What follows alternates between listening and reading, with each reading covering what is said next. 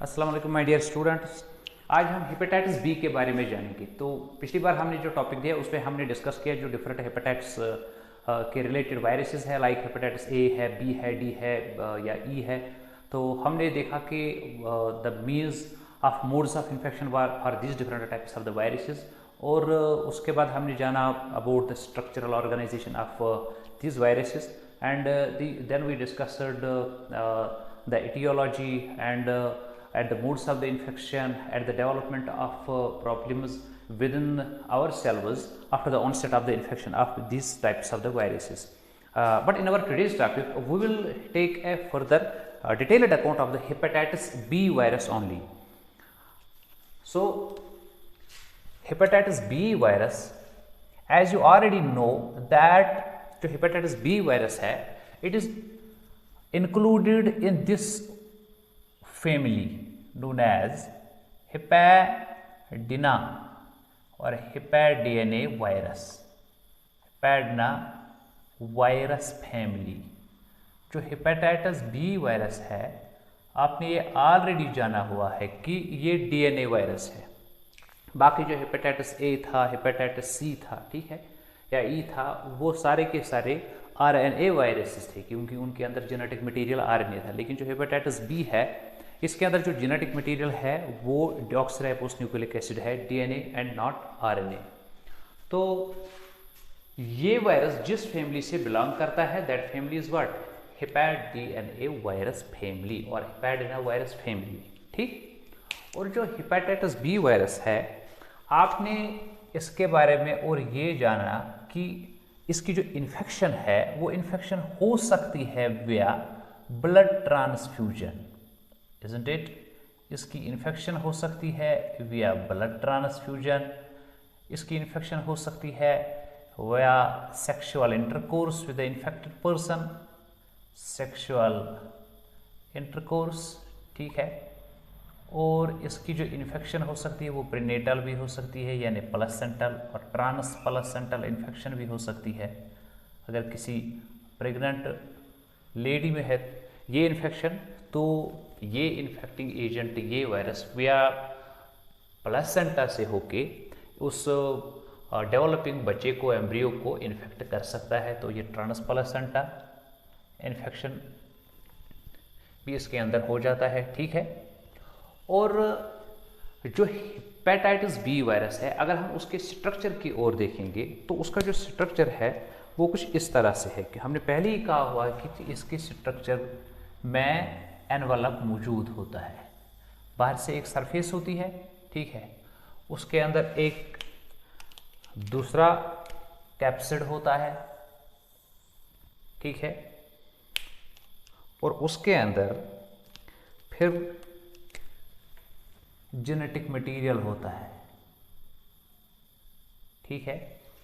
सो जो hepatitis B virus है, hepatitis B virus के अंदर एक बाहर से एक सरफेस है, एक कवर है, ठीक है, which is known as envelope, ठीक है। उसके बाद दूसरा शील्ड है, दूसरी कवरिंग है, विच इज कैप्सिड कवरिंग, ठीक है। और उसके अंदर इसका जेनेटिक मटेरियल है जो डबल स्ट्रैंडेड डीएनए है, डीएनए। हाउएवर अगर हम कीनली इसको ऑब्जर्व करते हैं तो ये पार्शियली डबल स्ट्रैंडेड होता है। एक साइड में देखते हैं तो इसका एक रीजन सिंगल स्ट्रैंडेड होता है, एक रीजन सिंगल स्ट्रैंडेड होता है। तो सारा का सारा जो डीएनए होता है वो डबल स्ट्रैंडेड नहीं होता है, तो वो पार्शियली डबल स्ट्रैंडेड होता है। इसलिए हेपेटाइटिस बी वायरस के लिए यहाँ पे मैं टी सब स्क्रिप्ट में लिख रहा हूँ, जो रिप्रेजेंट करता है that it has partial double stranded DNA, ठीक है, PD, partially double stranded DNA. उसके अलावा इसके अंदर एक यूनिक एंजाइम होता है, बहुत ही इंपॉर्टेंट इस वायरस के रेप्लिकेशन के लिए, इन्फेक्टिविटी के लिए और एक्टिविटी के लिए, जिसका नाम है डीएनए पॉलीमरेज, ठीक है। और इसके अलावा जो ये ये तो वायरस की एक जनरल मॉर्फोलॉजी है। इस वायरस के अंदर कुछ एंटीजेनिक सबस्टेंसेस भी होती हैं। ये वायरस कुछ स्पेसिफिक प्रोटीन्स को बना लेता है, जिन प्रोटीन्स को हमारे ब्लड के अंदर, हमारी ब्लड की जो सेल्स होती है, जो बी लिम्फोसाइट्स होती है, अदर सेल्स होती है, वो उन एंटीजेन्स को रिकॉग्नाइज कर सकती है। एंटीजेन्स और एंटीबॉडीज के बारे में हमने पहले से ही जाना हुआ है कि जो एंटीजन होता है वो एक एक्सटर्नल अनवांटेड सबस्टेंस होता है, एक एक्सटर्नल अनवांटेड एजेंट होता है, मॉलिक्यूल होता है, ठीक है। तो जैसे ही वो हमारे ब्लड के अंदर एंट्री मार देता है तो उसके अगेंस्ट हमारी बॉडी के सेल्स, हमारी कुछ particular blood cells like B lymphocytes respond कर लेते हैं। तो वो उनके अगेंस्ट दूसरे प्रोटीन उसको बना लेती है उन अनवांटेड एक्सटर्नल एजेंट्स को न्यूट्रलाइज करने के लिए। तो जो एक्सटर्नल अनवांटेड एजेंट है, चाहे वो प्रोटीन है, चाहे वो दूसरा कोई केमिकल है, जिसकी वजह से हमारे अंदर एक इम्यून रिस्पॉन्स इंड्यूस इस तरह से होती है कि हम उसके अगेंस्ट कुछ वेपन्स को बनाना ये जो है शुरू कर लेते हैं हमारे ब्लड के अंदर। तो इस एक्सटर्नल अनवांटेड सबस्टेंस को एंटीजन कहते हैं। और एंटीजन के अगेंस्ट जो आपकी बॉडी ने, आपके ब्लड ने कुछ सबस्टेंस बनाया उसको न्यूट्रलाइज करने के लिए, ठीक है, उसको कहते हैं एंटीबॉडी, ठीक है। तो हमने ये ऑलरेडी इसको डिस्क्राइब किया हुआ है, तो for the sake of convenience मैंने यहाँ पे आपको रिमाइंडर दिया अबाउट एंटीजन्स एंड एंटीबॉडीज। तो जैसे ही इसकी एंट्री वेयर दीज मीन्स हमारी बॉडी के अंदर हो जाती है, तो जैसे इसकी रेप्लिकेशन वगैरह रिप्रोडक्शन की शुरुआत हो जाती है, तो उसके साथ साथ ये कुछ स्पेसिफिक प्रोटीन्स बना लेता है, क्योंकि इसमें एबिलिटी होती है। तो जो कुछ इसके ऊपर जो प्रोटीन्स होते हैं वो 3 तरह के प्रोटीन्स होते हैं। एक स्पेसिफिक जो प्रोटीन इसके सरफेस पे जो होता है लाइक दिस, इसके सरफेस पे कोई जो यूनिक प्रोटीन होता है वो एक्ट करता है as an antigen in our blood. तो वो वाला प्रोटीन जो हेपेटाइटिस बी वायरस के सरफेस पे सिक्रेट किया जाता है by this very virus, that very protein is called as hepatitis H B S A G, hepatitis B virus surface antigen. तो ये वो प्रोटीन है जो एक्ट करता है as an antigen and which is present over the surface of what, over the surface of hepatitis B virus, ठीक है। इसी तरह इसका एक दूसरा प्रोटीन भी इसी तरह होता है, ठीक है। वो जो दूसरा प्रोटीन होता है वो इस वाले रीजन पे मौजूद होता है। से this, these are some other proteins as well which are also secreted by this virus, ठीक है। तो ये वाला जो प्रोटीन होता है ये एसोसिएट रहता है closely with the envelope of the virus, it is associated closely with the envelope of the virus. इसलिए इस वाले प्रोटीन को जो आल्सो एक्ट करता है as an antigen once it is present in our blood, इसको नाम दिया गया है hepatitis B E A G, यानी hepatitis B virus envelope antigen, because of it is closeness with the envelope. और उसके बाद एक third form of antigenic substance इसके पास होती है which is present in the core region, in the core region of the virus. If this is the core, capsid core, and this very region, there is presence of another antigenic substance formed by this very virus, which is known as HBCAG. So this C refers to core, this S refers to surface, this E refers to envelope antigen.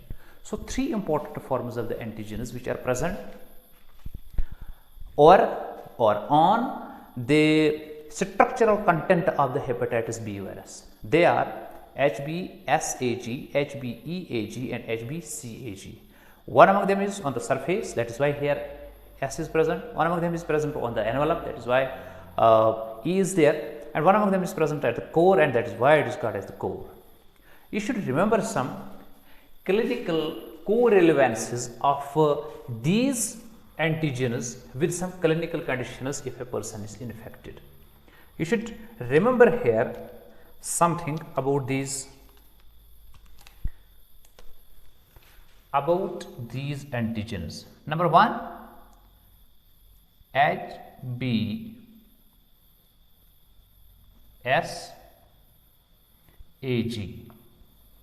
You should remember one thing here, that HBsAg is used in the immunization process.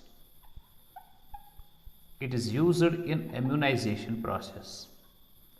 When at times you get yourself vaccinated against hepatitis B, then doctors immunize you with this very antigen. Once this antigen enters in your body starts developing antibodies against it. And the antibody which is developed in your body against it is mostly formed of immunoglobulin G type. So, if in a person HBsAg is present, definitely there will be antibody against the surface antigen, that is called HBs antigen. Okay. So, in immunization process, you should remember that जो ये वाला antigen होता है इसको इस्तेमाल किया जाता है, ठीक है, इसको इनकॉर्पोरेट किया जाता है इनटू योर ब्लड, आपके ब्लड में एंटीबॉडीज़ का बनना शुरू हो जाता है against this very substance. So then after some time, after some years, after some months, if you will get infected, then your body's memory cells will automatically synthesize such type of antibodies which have been already synthesized at the time of the immunization process, and they will fight against this virus, particularly targeting the surface antigen. ठीक है, और एक तो ये है, और दूसरा ये है कि जो हम सिंपल एक वो कार्ड टेस्ट सा कर लेते हैं, ठीक है, तो उसमें टेस्टिंग एनालिसिस में हम ज़्यादातर इसकी प्रेजेंस को ब्लड में देखते हैं, ठीक है। सो इसकी प्रेजेंस से हम चेक करते हैं इन्फेक्शन और positivity. It is used in checking of positivity, ठीक है। तो जैसे ही ये वायरस एक ह्यूमन को इन्फेक्ट कर लेता है, तो हम कैसे उस पर्सन के अंदर देख सकते हैं कि उसके अंदर इन्फेक्शन हुआ है कि नहीं। हम उसका सीरोलॉजिकल टेस्ट करके उसके ब्लड के अंदर देख सकते हैं क्या ये एंटीबॉडी मौजूद है। इफ़ ये एंटीबॉडी यानी एंटी HBs उसके ब्लड के अंदर होता है, तो उसका मतलब ये है कि डेफिनेटली उसके अंदर ये एंटीजन है। अगर ये एंटीजन है तो डेफिनेटली उसका रीज़न या तो ये है कि उसने खुद को इम्यूनाइज किया हुआ है या उसको इन्फेक्शन हुआ है, ठीक। तो this is closely associated with the checking out of the infection, and it is associated with the prevalence of antibodies against itself, ठीक है। तो दूसरा जो इसके अंदर है that is HBe एंटीजन। जब इस एंटीजन की प्रेजेंस ब्लड में होती है तो उसका मतलब ये डेफिनेटली होता है कि ये जो वायरस है ये रेप्लिकेशन कर रहा है इन आवर लिवर। जब ये वायरस इन्फेक्ट करता है लिवर की हेपेटोसाइट्स को, जिस तरह हमने पिछले लेक्चर में डिस्क्राइब करके दिखाया कि कैसे इन्फेक्शन करता है, कैसे हेपेटोसाइट्स को इन्वॉल्व करता है, कफर सेल को इन्वॉल्व करता है, लिवर सेल्स को इन्वॉल्व करता है। तो अगर ये वहाँ पे ज़्यादा क्विकली या ज़्यादा रेप्लिकेशन कर रहा है, तो इसकी ज़्यादा रेप्लिकेशन किस तरह एक्सप्रेस होती है कि इसका जो ये वाला जो एनवलप वाला प्रोटीन होता है इसकी सिंथेसिस ज़्यादा होती है। तो कुछ एनवलपिंग प्रोटीन्स डिफ्यूज़ हो जाते हैं इन आवर ब्लड और इजीली वो डिटेक्ट हो सकते हैं in our blood in different serological tests. तो अगर आपने किसी पेशेंट को HBe एंटीजन उसके ब्लड में देखा तो उसका मतलब ये है कि उसके अंदर बहुत ही ज़्यादा इन्फेक्टिविटी है। एक तो इन्फेक्शन होना, दूसरा इन्फेक्टिविटी का होना। At that time he is और she is more infectious to the other person. Blood transfusion की वजह से, इन चीज़ों की वजह से इजीली वो दूसरे पर्सन को इन्फेक्ट कर सकता है, ठीक है। तो इसका मतलब होता है कि इन्फेक्टिविटी की रेट उस पर्सन के अंदर इस वक्त ज़्यादा है, क्योंकि रेप्लिकेशन ऑफ वायरस उस वक्त ज़्यादा है, रेप्लिकेशन ऑफ वायरस। ठीक है। एंड नेक्स्ट जो थर्ड फॉर्म हमने दिया है that is the core form, that is HbCAg। देखो जो एच सरफेस वाला होता है या एनवलप वाला जो एंटीजेनिक सब्सटेंसेस जो होते हैं, ठीक है, ये सीक्रेट किए जाते हैं, both are secreted, reminded. Once they are secreted, it means we can check out their presence in the blood. But so far as this core antigen is concerned, it is never secreted. It is not secreted as these two are secreted. When it is not secreted, then it means we can't check its presence in our blood or in the blood of infected persons. ठीक है। तो ये तीन चीज़ें हैं जो as an antigenic substance हमारे blood के अंदर हो सकती है if we are infected or if we are immunized or if replication of the virus take place in the hepatocytes of our liver। तो इनकी प्रेजेंस को लेके हम ये डिटेक्ट कर सकते हैं क्या कोई पर्सन इम्यूनाइज्ड है, इन्फेक्टेड है, ठीक है, या उसके अंदर इन्फेक्टिविटी है या कितनी ज़्यादा है कितनी कम है।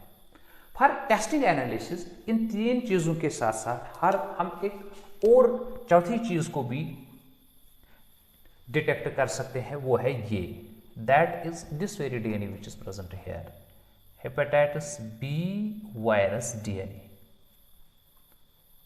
ठीक है। तो इसकी प्रिवेलेंस को जैसे हम चेक करेंगे तो इसकी प्रिवेलेंस को भी कोरिलेट कर सकते हैं with the infection, correlate with infection. ठीक है। तो जो डीएनए होता है हेपेटाइटिस बी वायरस का, मैंने भी कहा वो पार्शियली डबल स्ट्रैंडेड डीएनए होता है। Very simple to remember because it is included in the hepadna virus family. ठीक है। जो पार्शियली डबल स्ट्रैंडेड डीएनए होता है, अगर हम इस डीएनए को at an electron microscopic level check out कर लेते हैं और इसके जीनोम को अगर हम स्टडी कर लेते हैं तो हम ये देख सकते हैं इसकी जीनोम के अंदर 8 जीनोटाइप्स होते हैं। ठीक है। तो जो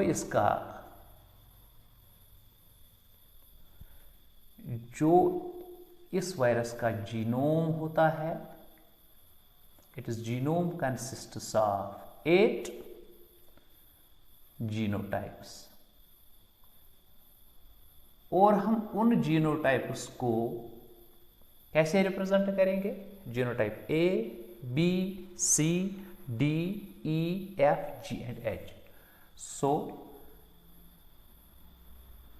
genotype A to genotype H, ये 8 जीनोटाइप्स इसके अंदर होते हैं पार्शियली डबल स्ट्रैंडेड डीएनए के अंदर। ठीक है। यहां पे एक चीज आपको याद रखना है, so far as Indian strain of this hepatitis B virus is concerned, यहाँ पे ए से लेके एच तक सारे के सारे जीनोटाइप्स यहाँ के हेपेटाइटिस बी वायरस में, ठीक है, जो यहाँ का इंडिजिनस है उसमें नहीं होते हैं।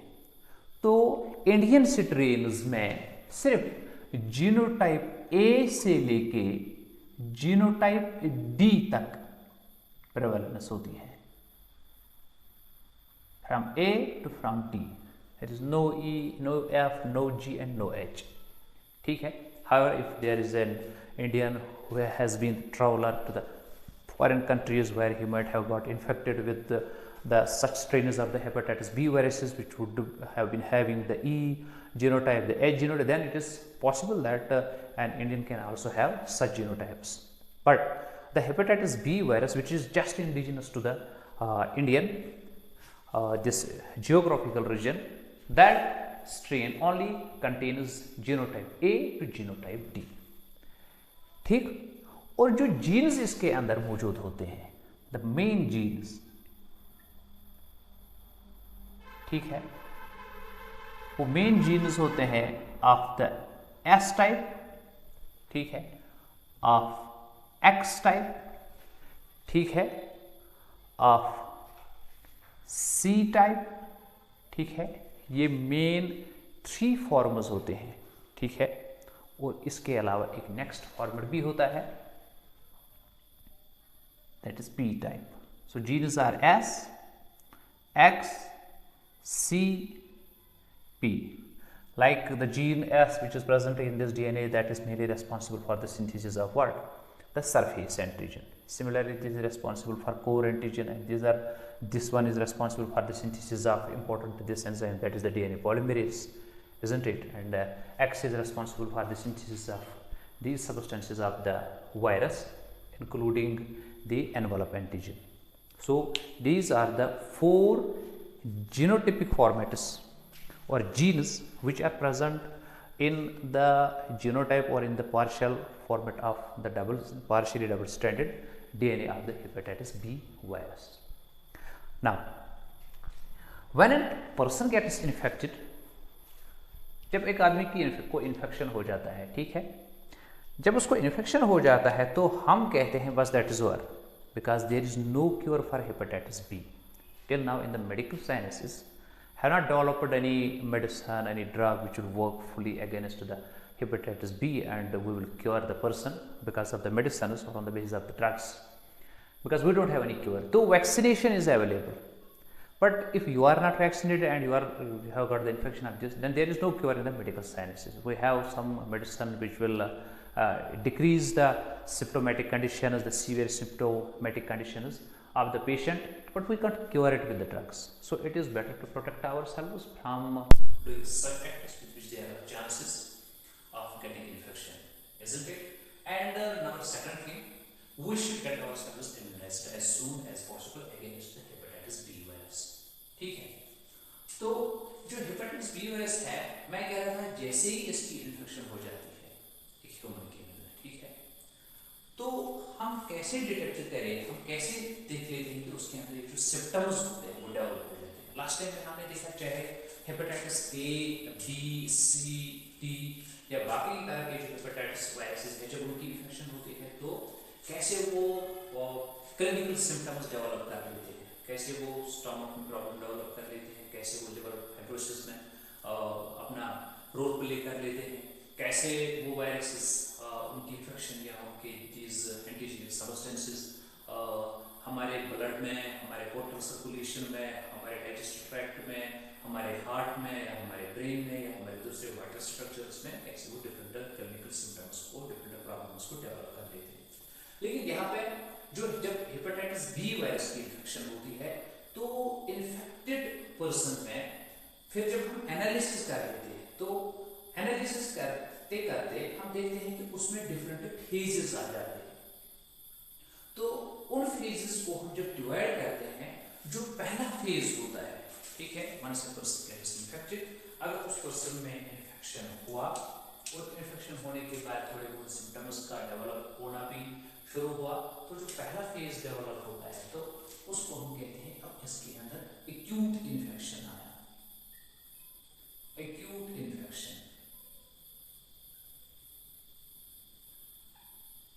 जैसे ही किसी पर्सन के अंदर हेपेटाइटिस बी वायरस की एंट्री हुई, फिर इंक्यूबेशन पीरियड के बाद which can last from months to even years, तो उस पर्सन के अंदर जो चेंजेस आ जाते हैं, ठीक है, तो उन चेंजेस को हम देख लेते हैं. जो पहला स्टेज आ जाता है उस पर्सन के अंदर, उस पहले स्टेज को फिर एक्यूट इन्फेक्शन वाला स्टेज कहते हैं उस इन्फेक्टेड पर्सन के लिए.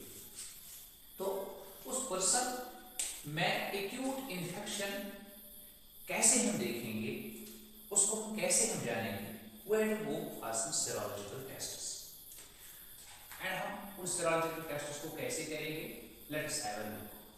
Go ahead.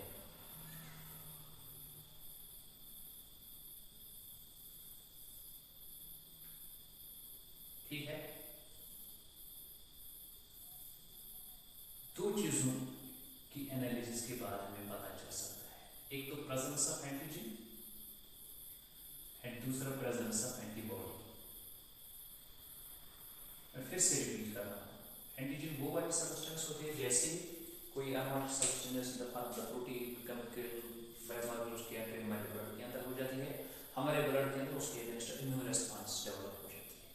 जिसके अगेंस्ट इम्यून रिस्पांस डेवलप हुई वो एंटीजन है, ठीक है, और इम्यून रिस्पांस जिसकी वजह से हुई वो वाली सब्सटेंस जिसने इसके अगेंस्ट काम किया या इसके अगेंस्ट जिसको काम करना है उसको एंटीबॉडी बोलते हैं। तो हम इम्यून रिस्पांस इन तीनों एंटीजन्स के अगेंस्ट डेवलप कर सकते हैं। We can develop antibodies against this, we can develop antibodies against this, we can develop antibodies against this, isn't it? And then we can check out the presence of the antibodies in the blood of a person.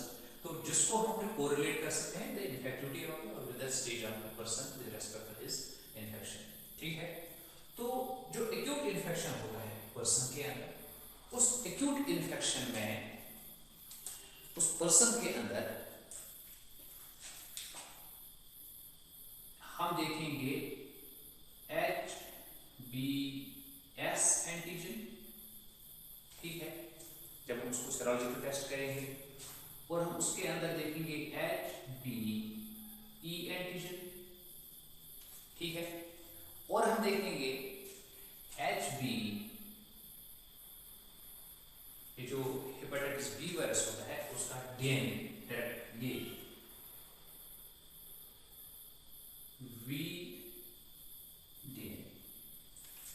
in the course of the acute infection, ठीक है, अगर उस person के अंदर acute infection हुआ तो definitely surface antigen की presence तो डेफिनेट है, तो इसकी प्रेजेंस होगी।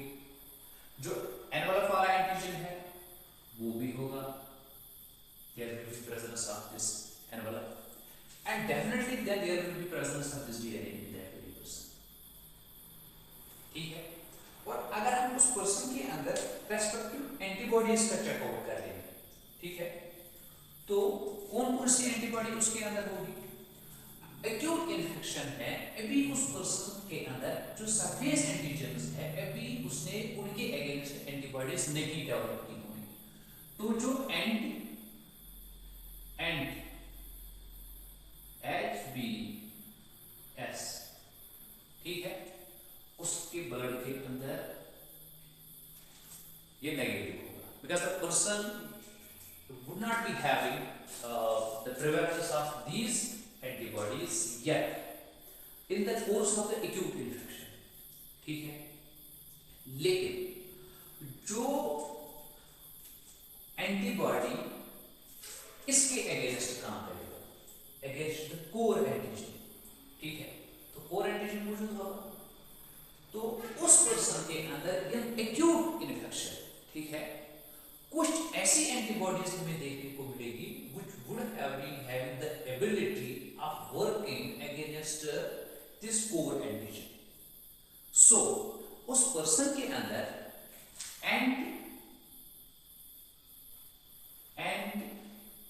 HBC, ठीक है, such antibodies will come positive, ठीक है।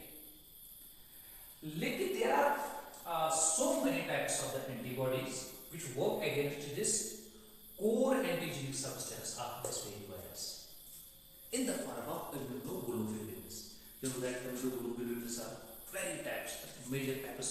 Among them include IgG, IgD, IgE, IgM, IgA, isn't it?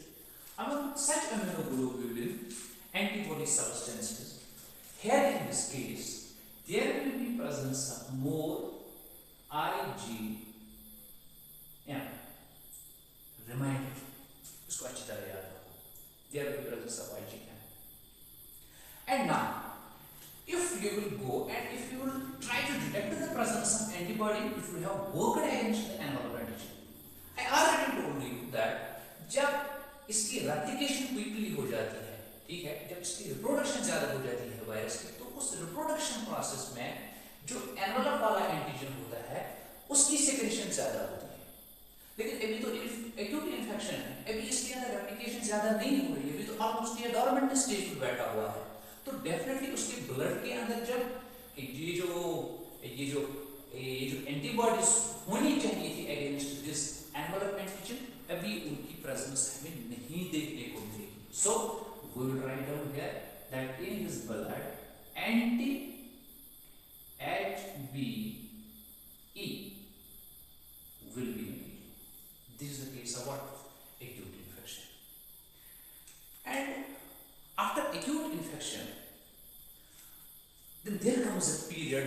a stage in that very positive patient which is called as window stage, in which the dormancy of most of the antigens and most of the antibodies prevail there in the blood of, in the body of that very patient. And how we can detect that a person is lying in the window period? We can detect it with the presence of specific formulas of the antigen or antibody substances in his or her blood. So let us have a look on the conditions or the serological conditions which will be prevailing in window period. Okay, देखो हम इसको भी antigen और antibody में divide करेंगे। इस side में हम एंटीजन्स लिखेंगे, इस साइड में एंटीबॉडीज लिखेंगे, antibodies. Wait and let me check हो क्या मेरा फोन रिकॉर्ड कर रहा है वीडियो को और ना।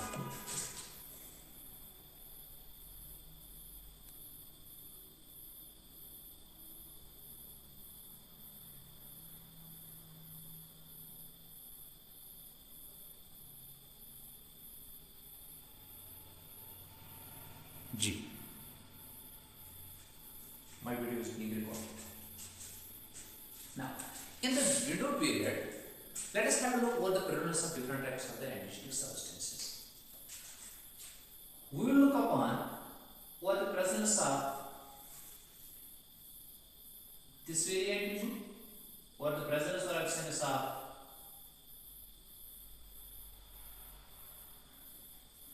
this very antigen, and what the presence of HBV B virus है।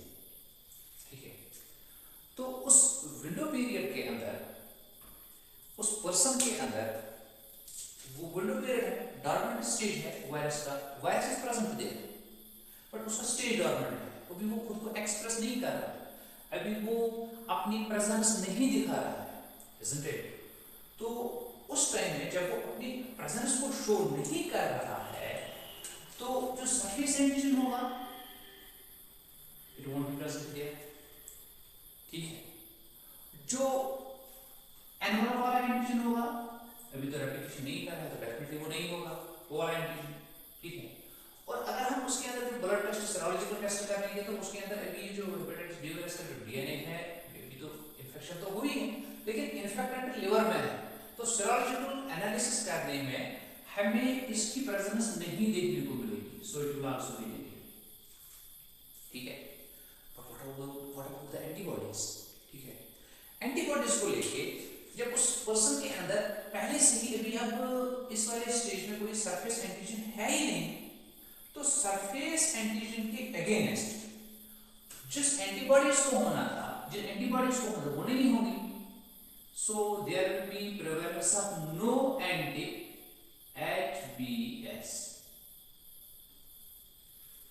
Remind me, this is the one important thing. The second thing is that there will be presence of those antibodies which would have been working against the core antigen. समझने की कोशिश करो। Stage इसका dormancy में है, लेकिन इसका मतलब ये नहीं है कि वायरस है ही नहीं। जब वायरस है, जब वायरस होता है लेकिन वो एक्टिव नहीं होता है, जब वो एक्टिव फॉर्मेट में नहीं होता है, डॉर्मेंसी में होता है, तो डेफिनेटली वो एनवलप वाला या सरफेस वाला एंटीजन होगा, उसको सेक्रेट नहीं कर लेगा, लेकिन जो उसके अंदर कोर वाला एंटीजन होगा वो तो होगा। There will be presence of that very core antigenic substance, isn't it? So when core antigenic substance will be present in this very period, then definitely our body would have synthesized the antibodies which would have been working against what? Against this very core antigenic substance. So in this very time, जो hepatitis B virus core antigen है, they will be present. Now write down here anti-HBC.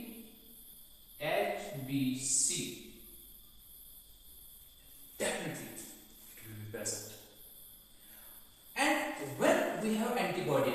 Already told you, जो हमारे antibodies होती है उनके जो primary types है IgG, IGT, IgM, यहाँ पे इस वाले इन्फेक्शन में दो इंपॉर्टेंट एंटीबॉडीज होती है, याद रखना, एक आईजीएम और आईजीजी। बाकी एंटीबॉडीज भी होती है, लेकिन इनकी प्रेजेंस को हम कोरिलेट कर देते हैं with the clinical conditions, with the infectivity rate, with the recovery rate, with the window period conditions and other conditions of the infection. तो जो anti-HBC एंटीबॉडीज होंगी वो IgM फॉर्मेट में भी होंगी एंड वो IgG फॉर्मेट में भी होंगी। Reminder, in the window period, such things are very there. Now, if anybody will ask you, what about the antibody which would have been made otherwise against the environment antigen? Your answer should be no, because अभी ये replication नहीं कर रहा है. When there is no replication, when it is not enough replication made by the respective virus, then definitely there will be no prevalence of the secretory envelope proteins, which are the envelope antigens. So there will be no antibodies against this envelope. Anti-HBE, they become negative. So in the window period, we are finding such serological conditions in the respective patient. ठीक है, अब इसके बाद यह पे गौर से हमने समझना है। विंडो पीरियड के बाद जो ये पेशेंट है, अब हमने देखना है is he going to meet with the death, ठीक है, or is he going to have the symptomatic suffering of this infection, or is he going to recover? एक बात याद रखना, जब हमें किसी एंटीजेनिक सब्सटेंस की या किसी इन्फेक्टेंट की इन्फेक्शन होती है, उसका नंबर इन 1000 हो सकता है, इन लैक्स हो सकता है, इन बिलियंस हो सकता है, लेकिन हमारी बॉडी के अंदर उसके अगेंस्ट, उसको न्यूट्रलाइज करने के लिए जो ऊपर वाले हमें मैकेनिज्म्स प्रोवाइड किए हुए हैं, उनका नंबर, उन मैकेनिज्म्स का नंबर अनलिमिटेड हो सकता है। If a person gets infected with this virus, with a bacteria, with a prion, or any type of the antigenic substance, if the number of such antigenic substances are in thousands, then you should remember one thing, that you are having the neutralizing substances in your blood, in your body, in lakhs or in millions. तो ज्यादातर जो हमारी body के अंदर जो mechanism होता है, which would have been working against the viruses, bacteria, etc., वो ज्यादा पावरफुल होता है। So जो most of the persons होते हैं वो रिकवर हो जाते हैं after going through the window period. Whether the window period lasts for 6 months, 7 months, or 8 months, and after completion of that, the person gets full recovery on behalf of his own, not the medicine, not with the drug, isn't it? तो हमने ये देखना है कि window period के बाद पहले जो चांसेस होते हैं एक पेशेंट के अंदर वो रिकवरी के होते हैं, तो फिर हम उस रिकवरी को कैसे डिटेक्ट करें? With the serological tests. Let us have a look. ये तो दूसरी कंडीशन हमने यहाँ पे देखी, अब तीसरी कंडीशन को देख लेते हैं। The third condition will be the recovery. Recovery में अगर उस पेशेंट की रिकवरी फुल फ्लेज्ड हो जाती है, let us have a look what the presence of antigenic और एंटीबॉडी सब्सटेंसेस। यहाँ पे हम देखेंगे एंटीजेनिक कौन से होंगे after the patient has recovered, यहाँ पे हम एंटीबॉडीज की प्रेजेंस को चेक करेंगे, ठीक है। So in the recovery period जो उस पेशेंट के अंदर सरफेस वाला एंटीजन होगा, that should definitely not be there. HBS, if you will ask me a question, how the person has recovered? The person has recovered after the person has successfully synthesized enough IgM, especially IgG and other relevant antibodies. These antibodies have now won the war against the hepatitis B virus fully. when every hepatitis B virus has been neutralized by our own antibodies which have been synthesized by our own blood cells, B lymphocytes, then we claim that the person has recovered. And in the recovery period, we are finding that there was no presence of surface antigen in his blood. This is the one thing. Now next, what about the another HBe antigen? When you have neutralized it, then definitely there will be no replication of the virus. Had there been virus, then there would have been chance for the replication of the virus, for reproduction of the virus. When there would have been reproduction of the replication of the virus, then definitely those proteins would have been synthesized. Sorry, these another proteins would have been synthesized. But when you have neutralized it, so there are no chances that in the recovery period there will be any presence of such antigens. Yeah. Okay. And number next thing, what about this? What about the prevalence of the DNA? When you have fully recovered, then definitely there should be prevalence of there should be zero prevalence of the hepatitis B viral DNA in the blood or in any other region of your body or in the serologic tests. And now, what about the antibodies? There are chances that some antibodies will be observed by you once you conduct a serologic test in a recovered patient. अब देखते हैं कि कौन सी antibody उसके अंदर हो सकती है. ठीक है. First of all, when we are having look or the anti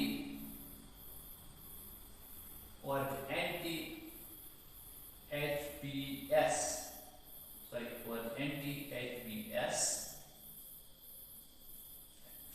definitely such antibodies are present here, isn't it?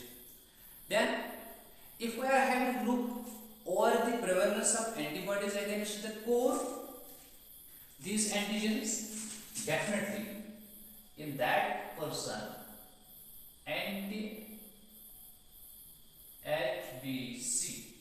antibodies are present there because the patient has recently been recovered.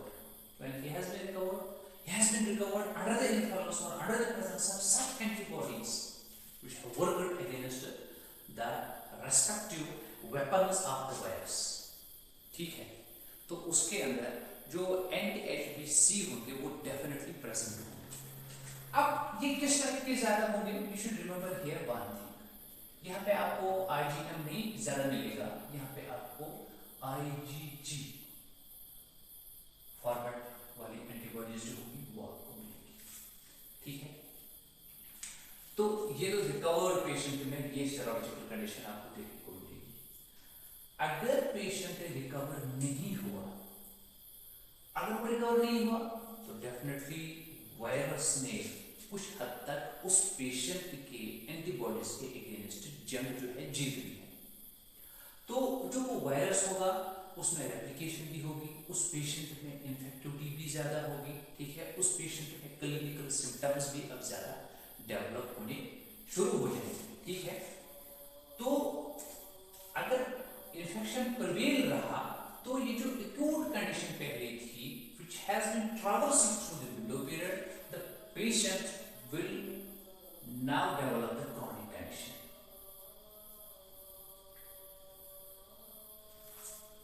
Now he will develop the chronic condition. One thing you remember here, अगर एक person है उसको immunise किया गया है, ठीक है, if a person has been immunized, अगर आप उसको एनालिसिस कर लोगे तो एनालिसिस करने के बाद उस पेशेंट के अंदर आपको immunised, not patient, immunised person के अंदर जो ये वाली एंटीबॉडी है ये आपको देखने को मिलेगी.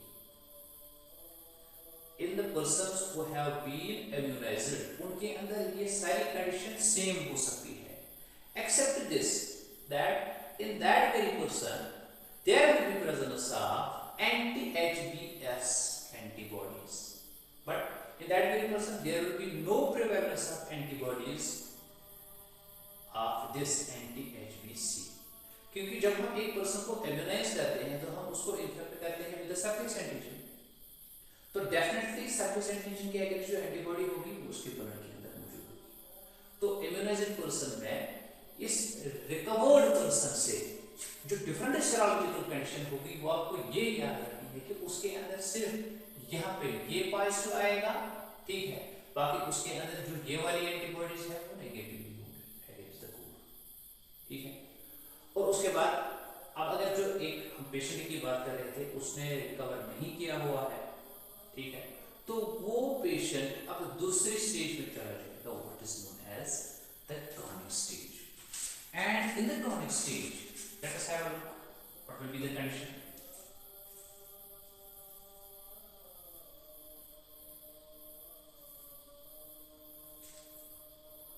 of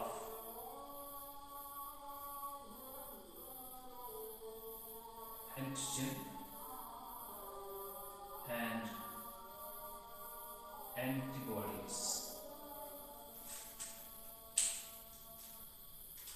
So check out HBs antigen, HBe antigen, HBV DNA, isn't it? And we will check out the presence of anti-HBs, antibody HBC, antibody HBE as well.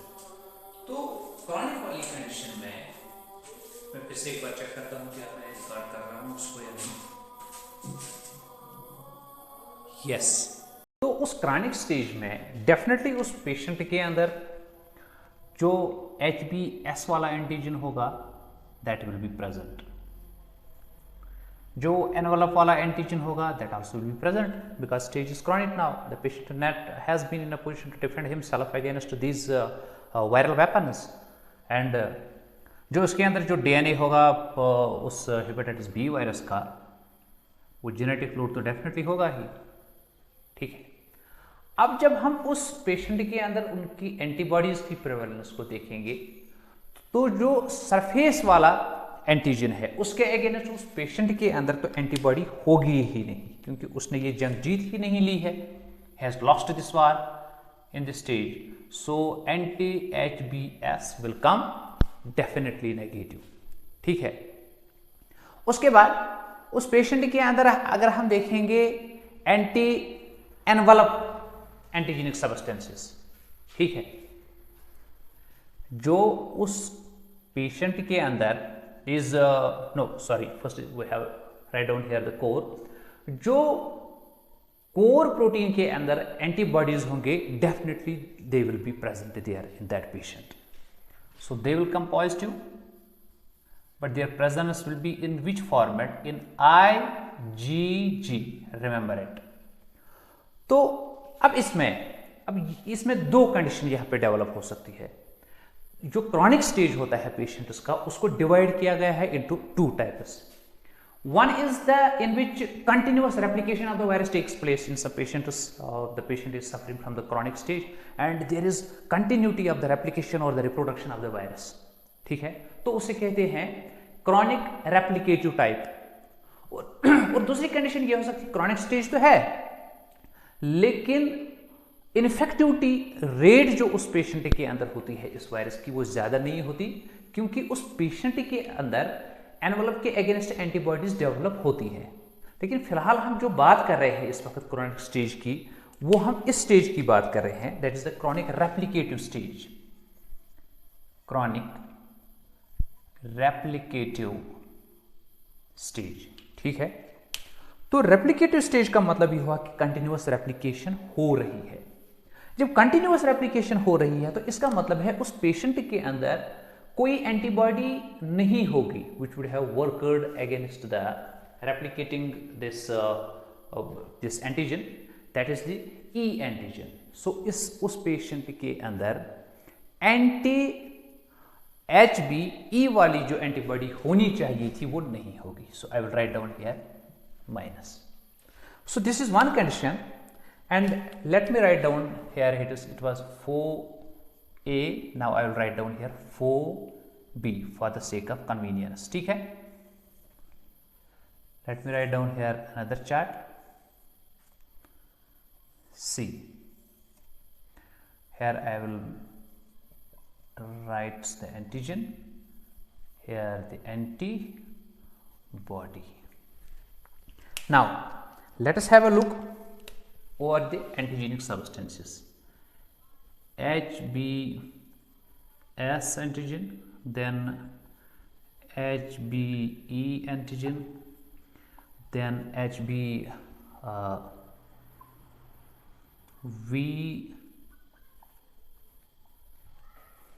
DNA. Okay. In a patient who is suffering from the chronic stage but not of the replicative type, non-replicative type, I should write down here. This one is chronic non-replicative type. Non-replicative type. In that very person, when we are having a serological look over the surface antigen, then that person has positively prevalence of such antigenic substances. But since it is non-replicating, when it means virus is not continuously replicating, it is not dividing. When it is not dividing, then there will be no segregation of what? Envelope antigens, about which I already told you. So these envelope antigens will be negative. Remember it. And so far as the core, it will definitely be positive. But so far as, I should write down one more thing here, core antigenic substances are concerned. The core antigenic substances in the serological tests of the chronic non-replicative person will come also negative. So the core antigenic substances will be negative, envelope antigenic substances will be negative, surface antigenic substances will be positive. So in non-replicating conditions, the conditions will be little bit having some difference with the replicative conditions. What about the antibodies? When we are having a look over the prevalence of the antibody, like this, there will be no anti-HBS. It will come negative in that very patient. And when we are having a look over the presence of antibodies against core, definitely they are there. Anti-HBC, they will be present. But of what type? Like this, IgG. He will show the presence of these antibodies. And what about the presence of these envelope antibody substances? See, in that person, you will remember one thing, that this is non-replicative condition. Though it is chronic but non-replicative. When it is non-replicative, there will be no prevalence of HBE. Infectivity will be less, or there will be no infectivity. So anti-HBE